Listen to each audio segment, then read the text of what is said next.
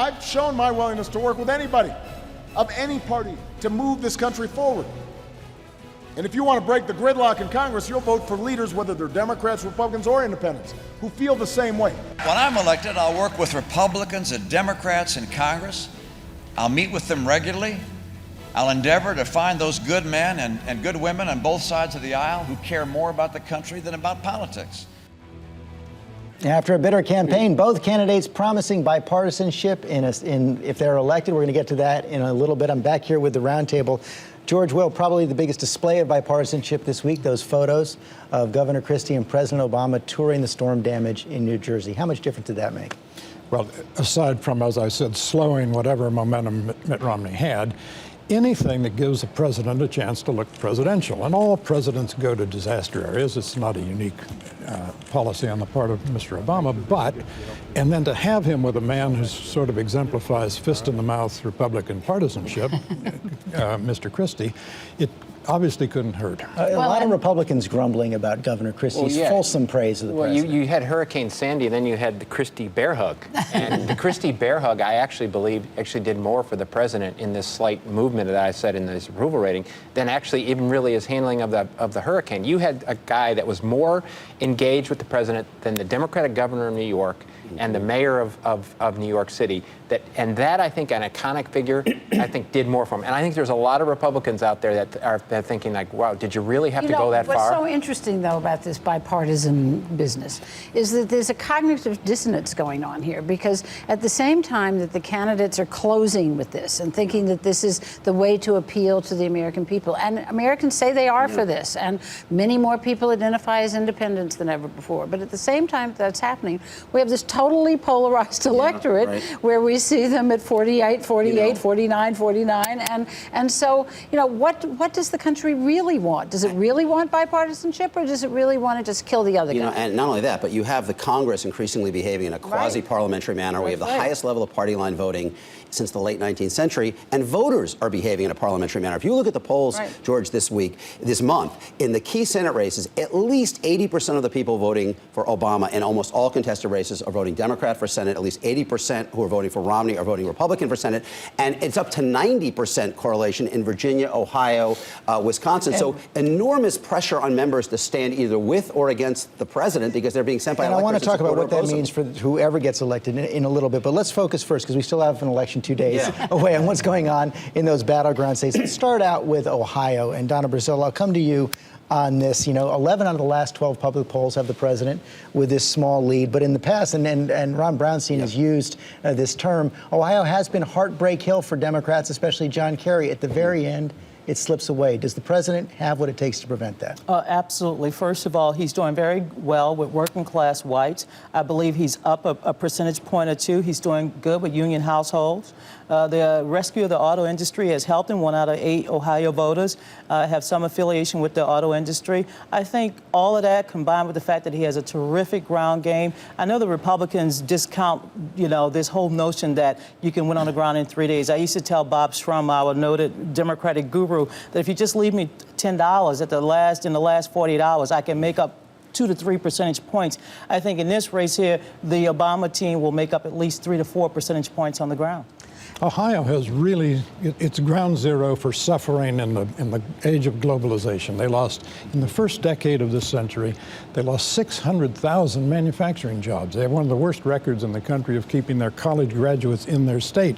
They have the fewest congressmen since the Civil War. So it's a state in decline. But it also is participating in the recovery somewhat, in part because of policies touted by and bragged about by a Republican governor. The signs of Ohio, the signs of the Democrats' advantage, the signs of the Democrats' advantages in Ohio was actually started to show up in 2004. If 60 or 65,000 people had switched their vote, John Kerry would have won Ohio, lost the popular vote, and won the Electoral College. And those signs, Ohio is a state that's like Pennsylvania, which used to be a swing state, in my view, and the economics and the dynamics of Ohio are now moving in a place that it's no longer a quote-unquote reliably Republican state or a state Republicans could count on the Electoral College. It's now moving in a direction much more akin to Pennsylvania than the other states that Republicans could rely on. Which is one of the interesting things about the Electoral College, because it does shift. You know, people complain that, as you said earlier, New York's not in play, California's not in play, these great big states. But the truth is it does shift. And so that different states rise up in different elections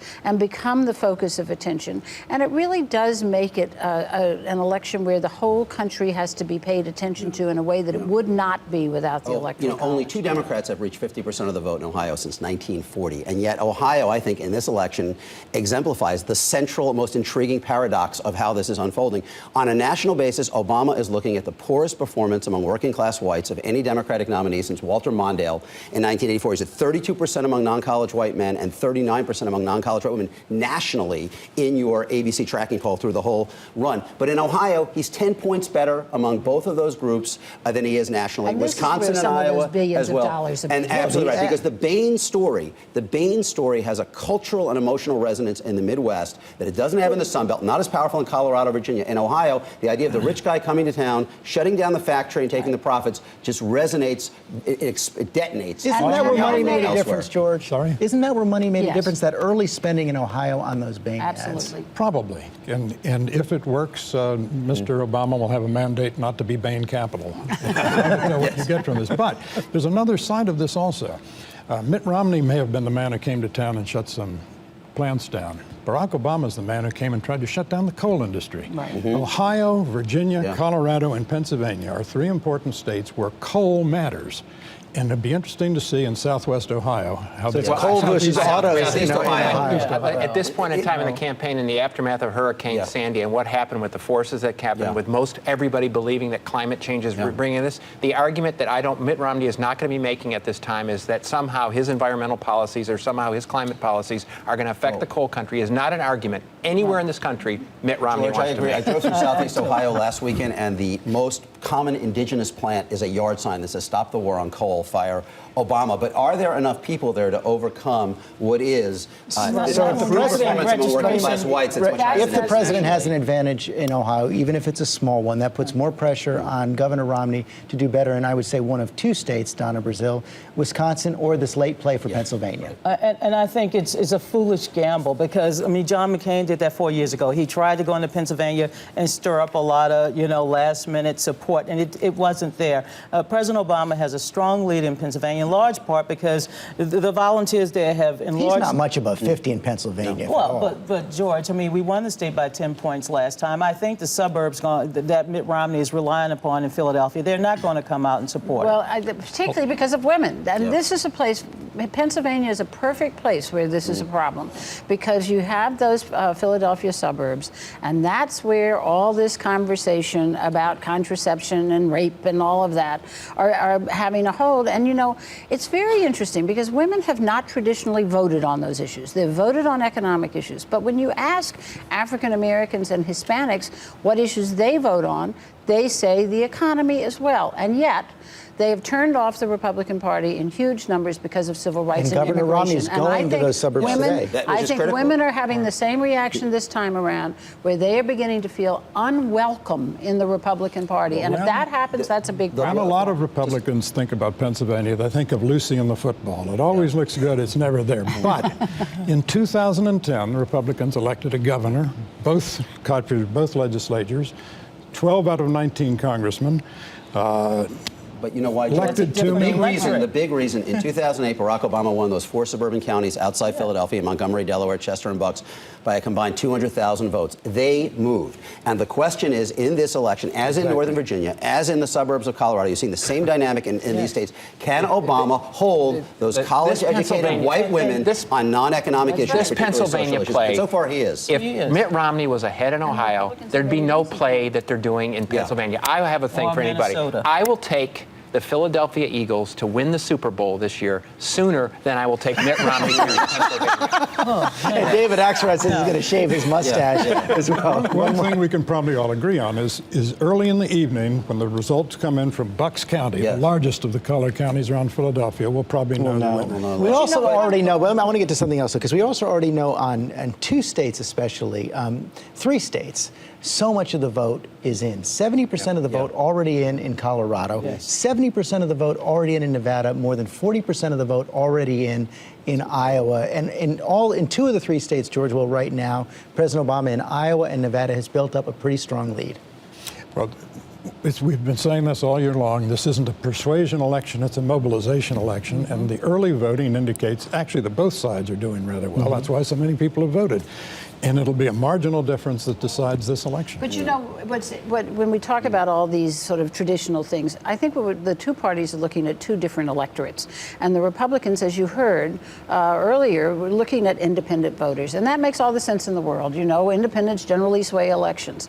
But this year, with things so polarized, the Democrats, instead of looking at independents, are looking at ethnic groups. So it's non-whites and women. And it's really a question of which electorate is going It's a question of whether it's the One thing numerator or that the denominator. Yeah, but the other right? It's the numerator is if you're talking about moving independence. The denominator is changing the composition of the electorate, which is key for the Democrats, how they view it. It's also growing the electorate. You know, I was shocked when I went up to Chicago a few months ago, and back in the day when Matt and I were running campaigns. I had hair. Yeah, mine was darker.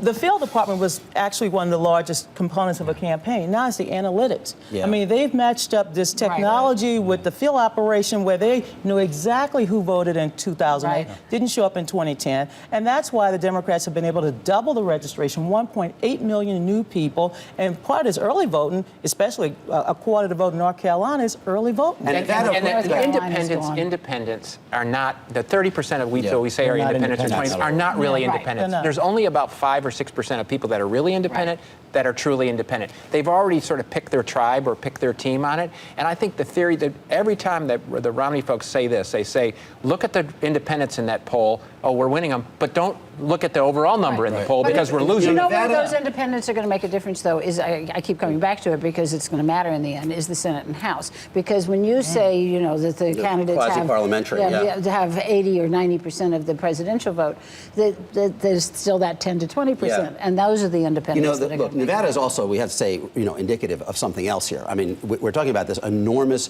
racial polarization. Democrats clearly have a problem with white, the incumbent president struggling to get 40% of the white votes, but Republicans are looking at losing again 80% or more of this growing non-white population. Mitt Romney, in a country that is now almost 40% non-white, is basically relying on whites for 90% of his vote. This is the biggest problem facing the country. It's the divides at every level that exists. You know, Romney could equal the best performance ever by a Republican challenger among whites. Eisenhower 52, Reagan 80, Bush 88, and lose. And so what is the message of that to Republicans if that happens on Election Day, if he wins 58 or 59%? And what does that mean, George? Well, this gets us to the next part of the conversation. What does that mean for whoever wins coming in the day after? Almost certain to face kind of a very similar lineup in Washington to one they have right now. Republicans in control of the House, maybe by a few fewer seats. Democrats probably in control of the Senate, maybe by a seat or two fewer. What does this mean for the next president and the prospects of getting done what he needs to get done? Well, you've just answered the question in posing it. The country is supposedly seething with fury at the status quo and seem to be poised to replicate it. That is, Washington on the morning after may very well, particularly if Obama wins and the Democrats hold the Senate, it will be Washington as it is today, only more so. Except that there are some issues that have to be dealt with. And that's the question of whether people then say, okay, this election's behind us, and let's actually move on to try to deal with some of these big fat issues. To me, the dysfunction that is going to be even more exacerbated, which I didn't think was possible, but it's going to be more exacerbated because we're going to have a president elected with no mandate, no real vision, and no real majority, and everything that you just laid out on this is that the political system is broken. People feel no ability to they feel like they have to choose between 2 alternatives that they don't really like in the course of this. That's why we have close election after close election. No, I disagree. I don't think the political system's broken. I think it's working beautifully. It's a representative system, and it is absolutely a divided country. It struggles to deal with the level of party line unity and quasi-parliamentary behavior that we're experiencing. And especially when you consider, in 2004, George Bush, at the campaign you helped run, won the narrowest margin of victory in the popular vote for a re-elected president ever. Obama today is probably saying 2.5 points looks pretty good. I mean, you're talking about a country that is split as closely as can be. And I'm actually with you. I'm not totally pessimistic about doing the big deal on the budget in 2013, a la 1997, when the country sent back a Democratic president, a Republican Congress.